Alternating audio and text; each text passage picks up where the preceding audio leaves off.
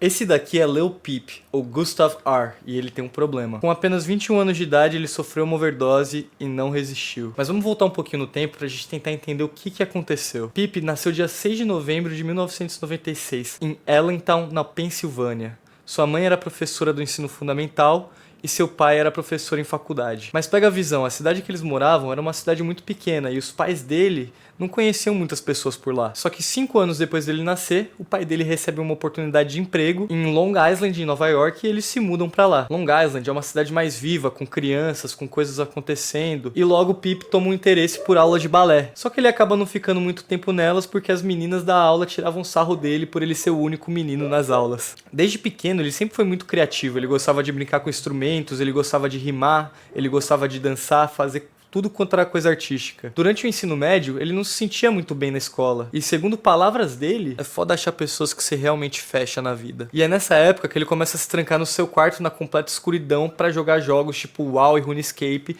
e também fazer algumas músicas. Já desde cedo se sentindo incompreendido e ansioso, as coisas só pioraram quando o pai dele deixou a família quando ele tinha só 10 anos. Já nessa época, ele sofria com ansiedade e depressão. E as coisas só pioraram quando o pai dele abandonou a família deles. A ex dele comenta que na época ele até terminou com ela e que ele realmente mudou, que ele começou a andar com uma galera diferente, que ele começou a usar umas paradas, que ele começou a fazer tatuagens, entre outras coisas. E todos da família dele já julgavam ele muito. Já imagina aquela sua tia chata no almoço de família. É, porque o Juninho tá fazendo um monte de tatuagem, fumando bagulho, quer nada com nada da vida. E até pais de amigos dele não queriam mais deixar os moleques ir visitar o cara por medo de ser uma má influência. E a avó dele conta que ele chorou contando essa história pra ela, mas ninguém podia imaginar o que iria acontecer no futuro. Porque se liga nessa fita, ele sempre se sentiu muito julgado por fazer música, saca? Ele entendia que as pessoas viam ele como um perdedor e que por causa disso ele não tinha o respeito das pessoas. E sem seu pai por perto, a única figura masculina que ele tinha na vida era o seu avô, que por acaso era um velhinho super do bem que vivia escrevendo cartas pro moleque, incentivando ele em todos os seus sonhos. Eu queria muito ler uma das cartas pra vocês, mas o vídeo vai acabar ficando muito longo. E tipo assim, o Pip não gostava muito de sair de casa, ele era deprê. E quem convencia ele a gravar clipe e sair de casa era a namorada dele, porque ela usava essa parada do clipe pra convencer ele a sair. Tipo, me leva lá em casa que se você me levar eu gravo um clipe pra você no caminho.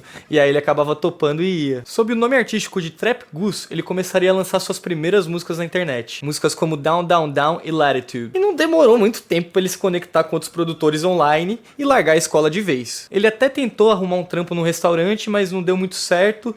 E lá ele já decidiu que aquilo não era pra ele, que ele não queria ser alguém normal. Inclusive ele disse que é por isso que ele fez tatuagem na cara, pra ele, ficar mais motivado de fazer o corre da música e ser mais difícil dele arrumar um trampo normal. O maluco era doido, tio. Enquanto isso, ele tá escrevendo música infinita no seu quarto. E um belo dia, um amigo dele liga pra ele e fala: "E aí, mano Gus, você vier passar um verão aqui na Califa, parça?" E o Pip respondeu: "Fechou, meu bom, simbora." E foi nesse verão que ele percebeu que pra fazer sua carreira dar certo, ele ia precisar se mudar pra Los Angeles de vez. Só que ele só tinha 17 anos. Então a mãe dele não ia deixar, a não ser que ele tivesse um bom motivo. Então ele fingiu que estava entrando para uma faculdade, ele até se inscreveu e passou, só que ele só estudou lá por 2 semanas, vendo que o foco dele não era esse, era fazer um som. Ele dividiu uma casa lá com outros artistas e produtores, só que não demorou muito tempo pra coisa apertar, porque o dinheiro era foda. As coisas não estavam dando certo lá em Los Angeles e ele acabou tendo que voltar pra casa da mãe. Ele obviamente não estava feliz, mas foi nessa época que ele finalmente conseguiu se encontrar dentro da música e achar um estilo que ele se sentisse confiante fazendo.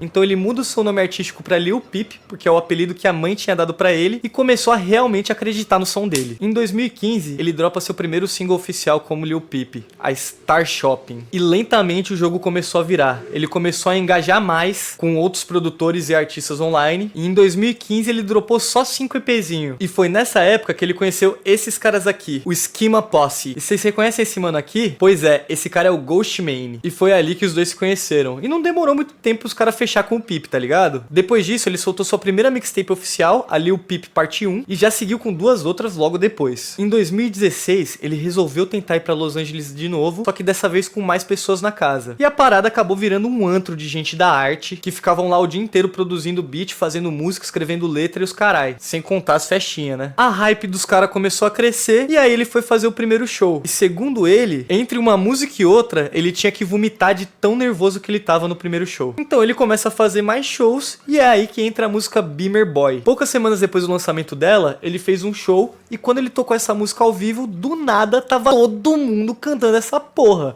A galera tava na mó vibe do caralho, mano. E depois dessa brisa ele voltou pra LA e a galera começou a chamar ele pra umas entrevistas. E você via claramente como ele ficava meio ansioso e desconfortável com essas paradas. No fim das contas, a Esquima Posse acabou se debandando, cada um foi pro seu lado fazer seu trampo solo, só que aí o Peep conheceu a Goth Boy Clique. De novo a brisa bateu tranquila, pouco tempo depois ele conheceu esse mano aqui, o Lil Tracy, e instantaneamente os caras virou melhor amigo, foi uma parada surreal, tipo, mano, primeiro parceiro de composição do Peep na vida. E aí eles começaram a gravar música direto um com o outro. Inclusive, se liga nessa fita aqui da hora. O produtor da música Witchblades fala assim, mano. Na hora que eles gravaram essa parada, eu tava no canto do quarto tendo um ataque de pânico, porque eu tava acordado há muito tempo usando as paradas, eu tava meio que surtando. Quando de repente eu escuto Switchblades, cocaine, eu já virei e falei, caralho, cuzão, que porra é essa, tio? Cê é louco? E daí nasceu esse som. Só que tenta entender, o Peep ainda tava na merda. A parada ainda não tava dando grana e a mãe dele volta e meia tinha que prestar uma moeda pro moleque. Só que pouco tempo depois, em 2016, ele lança sua primeira mixtape oficial, a Cry Baby. Isso, ele ainda tá em Los Angeles dividindo apartamento com a galera, meio fudido. E é quando a Goth Boy Clique finalmente assina ele como artista dos caras. Depois disso, ele solta a mixtape Hellboy e é aí que a parada realmente começou a ficar louca. O maluco começa a vender show esgotado no mundo inteiro, rapaziada. Tipo assim, ele foi fazer show na Rússia e no aeroporto tinha uma caralhada de fãs esperando ele pousar. Segundo a mãe dele, o Gus queria revolucionar a música. Ele queria tirar o capitalismo da música. O foco era a revolução e o coletivo.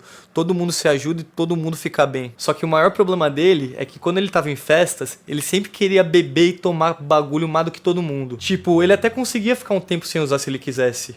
Só que quando ele usava era sempre em quantidades muito absurdas. Ele dava várias festas e não tinha coragem de expulsar a galera de casa. Amigos já chegaram a falar que ele contava pra eles que ele ficava chorando no armário, porque ele nunca conseguia dormir na própria cama, porque sempre tinha alguém lá e a casa tava sempre cheia de gente estranha e ele não tava feliz com tudo isso. Só que ele não conseguia falar nada por medo de acharem ele uma má pessoa. Com o Peep cada vez mais perto do mainstream e sendo assinado por uma agência grande, a Goth Boy Clique sentiu que ele meio que deixou os caras de lado. Ele e o Tracy até se estranharam um pouco por conta disso, mas não demorou muito tempo os caras ficar suaves, os caras eram amigos de verdade. Finalmente, em 2017, ele solta seu primeiro CD oficial, o Come Over When You're Sober, parte 1. E mesmo com essas treta toda, o Tracy foi o único feat do rolê. Só que é aí que começam os problemas de verdade, rapaziada. O Lil Peep não tava acostumado com toda essa pressão. E ele também não tava mais com a cabeça boa. O advogado dele conta que em um show em 2017 em Los Angeles, que ele chega no pico pra ver o show e um dos caras da produção chega nele e fala: aí, maluco, acho que nós vamos ter que cancelar. Ele vira pro maluco e pergunta: ué, mas por quê? O que tá pegando? O cara responde: é o Peep, mano, ele tá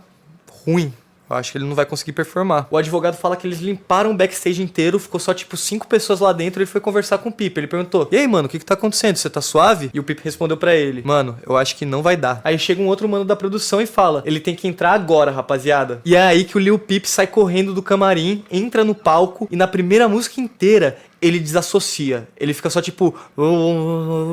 ele não fala nada com nada, não consegue cantar a música. Parece que vai dar tudo errado. E aí quando entra a segunda música, o bagulho clica, ele começa a amassar. Foi uma das melhores performances dele, mano. Todo mundo da indústria que tava lá ficou em choque. E chegando no fim do show, voltando pro camarim, ele vira pro advogado e fala: não falei que eu conseguia, tio? Só que aí o advogado já entendeu que os caras tava fudido, mano. Daí pra frente a parada foi só piorando, mano. Os caras tinham que invadir o palco pra tirar a pílula de dentro da boca do Peep. Eles tinham que quebrar a porta do banheiro pra não deixar ele usar. Só que uma coisa é certa, ele estava constantemente no estúdio e sempre fazendo mais música e sua carreira constantemente evoluindo. Só que a pressão da sua vida pessoal tava muito grande.